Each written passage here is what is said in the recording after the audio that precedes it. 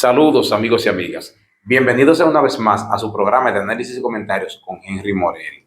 Queremos seguir dando las gracias a las personas que hasta la fecha nos han apoyado y motivarlos a que sigan compartiendo nuestro programa para que le lleguen más personas y logremos un mayor número de suscriptores.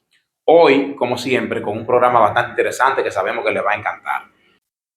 Por lo regular, las personas se ocupan o muestran mayor interés en los acontecimientos de tipo local cuando se trata de manejar informaciones o algún tipo de acontecimiento.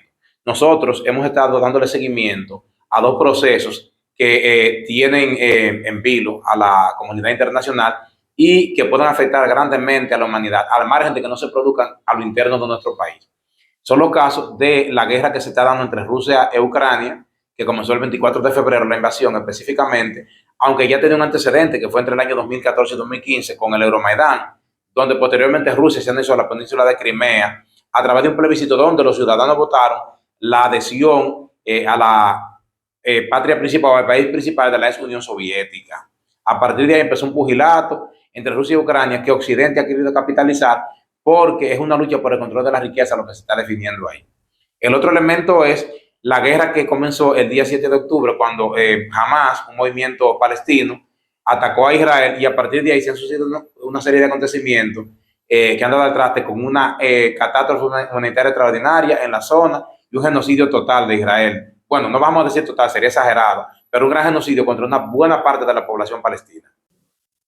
Estos dos conflictos creo que llaman a una redefinición de lo que es la guerra por los armamentos que se han utilizado y las estrategias desarrolladas específicamente por parte de Rusia respecto a Ucrania, que ha sido armada por Occidente, y en el caso específico de Medio Oriente, de las tácticas y los armamentos que ha utilizado Hezbollah contra Israel. En el caso específico de Rusia, vamos a decir que este acontecimiento que comenzó el 24 de febrero del año 2022 ha cobrado muchas vidas. Sin embargo, la primera víctima en estos procesos o contiendas bélicas siempre es la verdad. Se dice que han muerto más de 600,000 soldados rusos en la guerra y que han muerto específicamente unos 480,000 soldados ucranianos. Cuando sabemos, por ejemplo, que el poder de fuego de Rusia y los niveles de preparación de sus soldados son superiores a los ucranianos. Si vemos, por ejemplo, lo que tiene que ver con la aviación, lo supera con mucho. El equipo mecanizado más grande del mundo, la caballería más grande del mundo, lo tiene Rusia, que cuenta con mucho más de 15,000 vehículos entre blindados, tanques de guerra, artillería pesada. O sea, tiene en total más de 30,000 unidades, según plantean algunos entendidos en la materia, que viven estudiando el arte de la guerra. Hasta la fecha, Rusia ha ido llevando la vanguardia del proceso y de hecho Ucrania ha tenido que recurrir sistemáticamente a la ayuda internacional, fundamentalmente de Alemania, Estados Unidos, Francia, para poder mantener los pertrechos militares que le permitan poder sostener la lucha hasta la actualidad. En los últimos días ha sido objeto de bombardeos cruentos de parte de Rusia que han acabado o han eliminado gran parte de los sistemas energéticos. O sea que está prácticamente puesta de rodillas Ucrania y se dice, reitero, que van más de 600,000 soldados rusos muertos y unos 480,000 ucranianos solamente, cuando sabemos que el poder de fuego ruso es mucho más elevado, que cuenta con muchísimos más recursos, armamento más moderno, militares mejor preparados, como le dijimos, un mejor equipo mecanizado, mejor aviación y con elementos, por ejemplo, como la famosa bomba termobárica, que si ustedes estudian por ahí los efectos que hacen, eso es terrible. Han implementado el uso de nuevos misiles que en ese sentido está muy desarrollado. Por ejemplo, recientemente se utilizó un misil llamado Oresnik, que sería algo así como nuez, lo que significa, que causó estragos sin ser un arma de tipo nuclear, es un arma convencional, pero con una capacidad de detonación extraordinaria.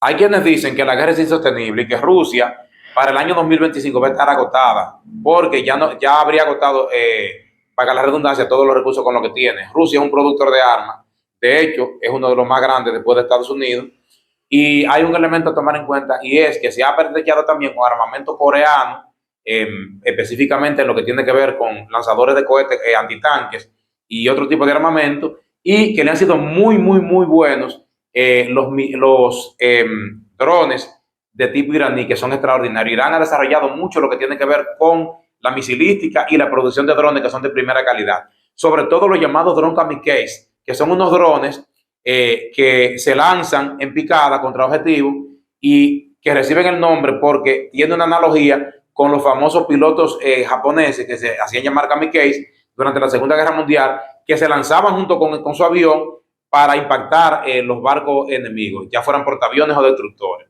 Entonces, también han utilizado drones de vigilancia que son muy buenos y otros que sirven para ataque también. Rusia tiene la ventaja de que cuenta con el arsenal nuclear más grande del mundo, que supera incluso al de Estados Unidos. Eso es concreto. Y sin embargo, a pesar de la guerra, aunque muchos sostienen que para el 2025 puede estar agotado, ha experimentado un crecimiento económico en medio de la contienda. Estados Unidos, a la fecha, tiene una deuda de más de 33 billones de dólares. Y a pesar de Rusia haber sido atacada en diversos flancos, por ejemplo, le destruyeron el gasoducto de Nord Stream, que se plantea por ahí que fue una componente entre Alemania, Estados Unidos, Inglaterra, Noruega y otros países. A pesar de todo eso, se mantiene en pie y ha crecido económicamente, mientras que Estados Unidos está desangrando por la gran deuda que tiene, producto de las inversiones que hacen fundamentalmente en los armamentos y en mantener contiendas largas, como fue el caso de la guerra con Afganistán, donde duraron unos 22 años y tuvieron que salir con el fusilito al hombro, y lugares donde están estancados, como es el caso de Irak, donde hay una dualidad de poder, porque, por ejemplo, teniendo Estados Unidos bases allá que se dedican fundamentalmente a cuidar los pozos petroleros que se han robado al país de Medio Oriente, se mantienen guerrillas, por ejemplo, como Qatar y Hezbollah, que los atacan sistemáticamente a ellos, o cada cierto tiempo, digamos que de manera esporádica, pero no dejan de atacarlos cada vez que la coyuntura les favorece o cada vez que lo exige el momento. Creemos que Ucrania no tiene ninguna posibilidad o muy pocas posibilidades frente a Rusia, un país que, como hemos dicho, lo supera en armamentos, que tiene una economía mucho más estable, y la pérdida no sería solamente para Ucrania, sería una derrota para Occidente, porque Occidente que le está aportando todos los armamentos necesarios para poder desplegar la campaña militar que ya lleva más de 2 años. Entre golpes y contragolpes, llevan 2 años matándose personas de uno y otro lado. No sabemos la cantidad exacta porque cada quien ofrece la cifra que le conviene, y como dijimos al principio, la primera víctima en una contienda bélica es la verdad. Lo que sí podemos decir es que tanto la guerra de Rusia contra Ucrania como la guerra de Israel contra Palestina y fundamentalmente contra el movimiento chiita Hezbollah han puesto de manifiesto un teatro de operaciones donde se han empleado armas muy modernas, muy nuevas, lo que implica que esto ha servido como de laboratorio para probar nuevos instrumentos bélicos capaces de producir grandes daños y muerte. En medio de estas dos contiendas queremos colocar una contienda que se dio, que fue muy breve, entre dos países, uno que es de la ex Unión Soviética, Azerbaiyán, y este país, Armenia, que es un país pequeñito. La batalla de Nagorno-Karabaj puso de manifiesto la implementación de drones en una guerra por primera vez. Y ahí se pudo mostrar al mundo lo que podían hacer instrumentos producidos con gran tecnología a un bajo costo y que pueden causar grandes daños a un país que tiene grandes armamentos, portaaviones, como es el caso de Estados Unidos, por ejemplo, que ha sido atacado sistemáticamente por los hutíes en la contienda contra Israel. Vámonos ahora a la contienda israelí con Hezbollah. En esta contienda, hasta que se habló de una capitulación, o sea, se iba a promover un proceso de paz que no se dio porque Israel siguió atacando, realizó más de 60 ataques a posteriori. En ese momento se puso de manifiesto que la debilidad que muestran algunos países por no tener una aviación, por no tener un equipo mecanizado, como por ejemplo lo tiene Rusia, como lo tiene Israel, que tiene una gran cantidad de tanques de guerra, que son, yo hablaba los otros días de más de 40 toneladas. Un tanque de guerra israelí pesa unas 65 toneladas, estamos hablando de 115,000 libras, o 130,000 libras, perdón. O sea que son unos armatotes grandísimos, llamados Merkava. De esos Merkava, en la contienda, que comenzó el día 8 de octubre, un día después de los ataques de Hamas a Israel, Hezbollah le destruyó 61 aparatos de esos a través de unos misiles guiados dirigidos por fibra óptica. O sea que redujeron la ventaja que tenía este país, que cuenta con un ejército extraordinario y que invierte muchísimos recursos en el desarrollo de tecnología cada vez más avanzada para poder mantener el pleito con todos los vecinos de al lado. Porque Israel es el muchacho malcriado de los Estados Unidos, es el chismoso del barrio. Entonces, en ese momento se puso de manifiesto que Hezbollah le provocó grandes daños. Es más, los estaba derrotando. Tan es así que Israel tuvo que recurrir al contrato de mercenarios, a los cuales le va a pagar o le estaba pagando en ese momento unos aproximadamente 4.000 euros, no dólares, euros mensuales. Y lo fue a buscar a países como Alemania, por ejemplo, mercenarios que son habitantes de los mismos países a los que ellos viven asediando. Entonces, ¿qué pasa con eso? Que Israel tuvo que recurrir a una jugada maestra, hay que decirlo, y promovieron una guerra en Siria que en 13 días se llevó de paro al gobierno de Bashar al-Assad, quien está exiliado ahora mismo en Rusia, está asilado y exiliado a la vez. ¿Qué pasa? Que Israel aprovechó la coyuntura para inmediatamente ampliar la zona de control que tiene ahí en el lugar, más allá de los Altos del Golán, que se los robaron a Siria en el año 1967, en la famosa Guerra de los 6 días, o en lo que se llamó la Segunda Ocupación. Miren dónde va la cosa. ¿Por qué fue importante este conflicto promovido en Siria, en el cual jugó su papel también un individuo que es la persona que yo entiendo que más se parece a Joseph Fouché, ese personaje francés que siempre estaba del lado conveniente, sin importar la lealtad, la mesura o la dignidad? Fouché era un oportunista que se colocaba siempre del lado conveniente para lograr ascenso y poder. El señor Recep Tayyip Erdogan empezó a armar agrupaciones para ampliar su dominio sobre una parte de Siria, porque ahí habita en una zona un pueblo que no tiene patria, son apátridas, los kurdos, a los cuales el señor Recep Tayyip Erdogan se ha propuesto aniquilar.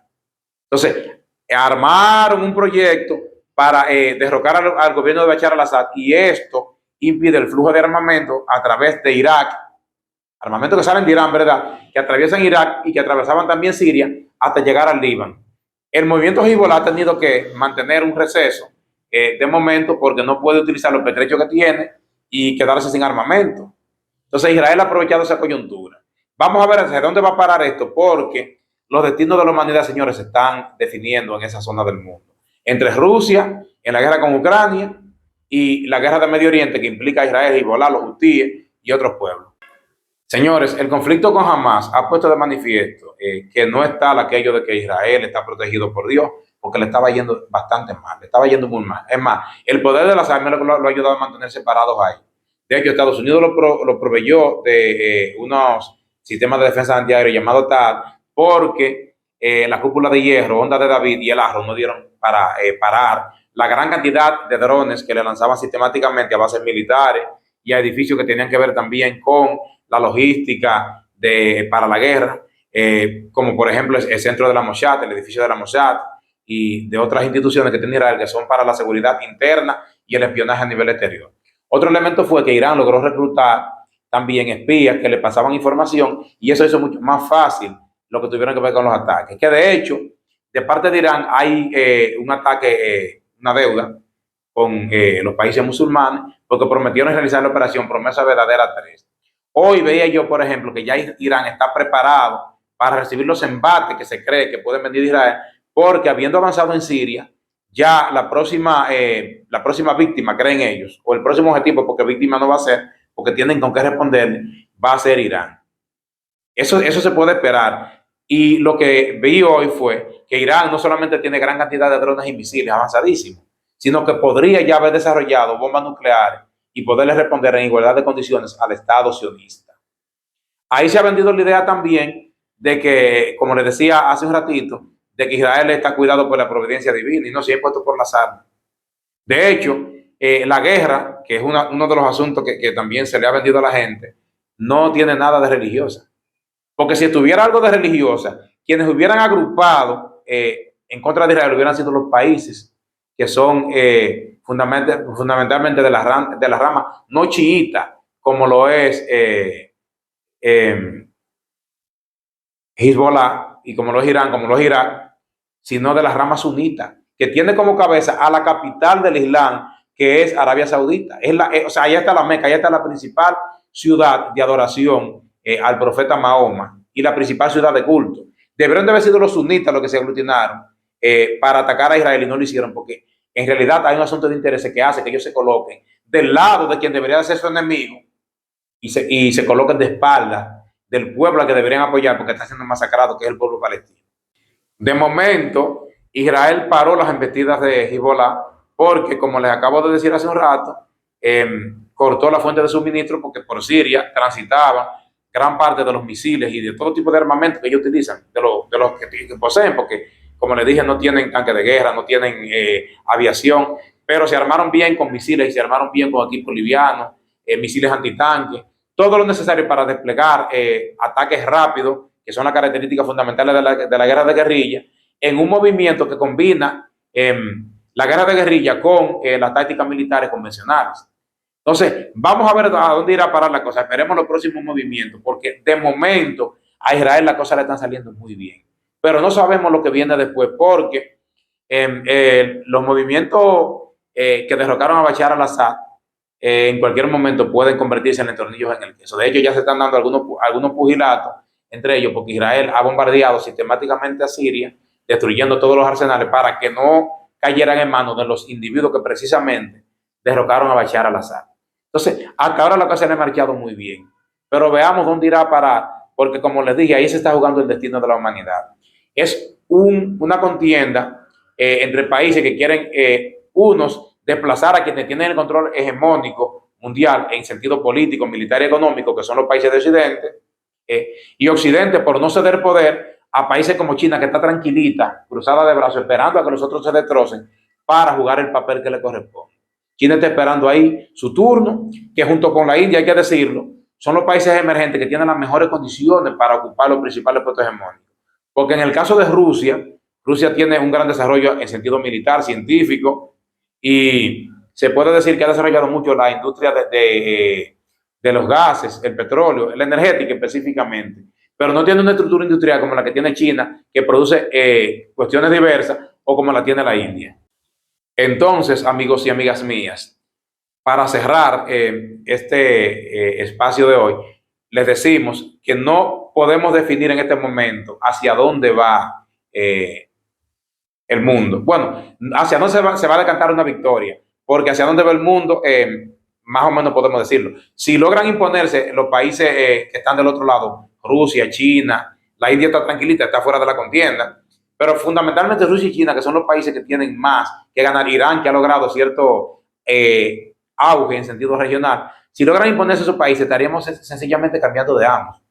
Los trabajadores seguirían siendo explotados, los países pobres seguirían siendo pobres. Lo que sí sabemos es que si se da una contienda bélica donde se utilicen armas nucleares, solamente pierde la humanidad. No va a haber ganadores, no va a haber vencedores, sino solamente perdedores. Para cerrar, solo nos basta decirles, amigos y amigas mías, que si les gustó el contenido de hoy, les invitamos a que le den un like, un me gusta, comenten, compartan y se suscriban. Hasta la próxima.